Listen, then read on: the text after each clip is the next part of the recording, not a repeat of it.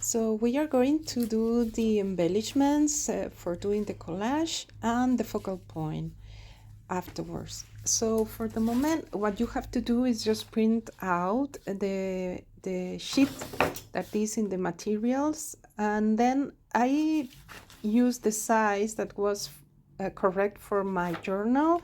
So the advantage of working with digital work is that you can put the size that you need. So this is what you have to do. I show you more or less the size that I was using. And now we are going to use rice paper. So I didn't keep the cover of the rice paper because I bought it a long time ago.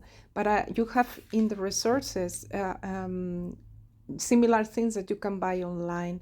So now we are using the Posca marker, and we are just drawing on top of it, because as you can see, it's very transparent, so it's just perfect. And we are just doing slowly. And why we are doing that and not simply print it out and use it as it is? Because I like that it seems that it's a draw of yours. So whenever you are tracing, you are putting your personality on the draw, because everybody makes different lines. So in a way, it's your own drawing. And this is what I like, that it seems that it's handmade.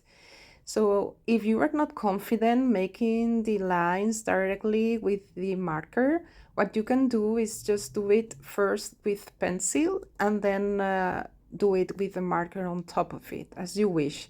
I am going slowly, although this is in a double speed. And then what it was very useful for me, it was I didn't leave the pen off the paper, and this creates like a continuous line with very good quality. So I really like this method, and I will recommend you to do it. So what you have to do is do all the flowers, and then we just cut it out, and we are going to use them as a collage material. So I am going to cut the pieces like with 1 millimeter.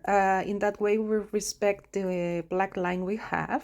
And so see you in the next class, where we are going to do the focal point.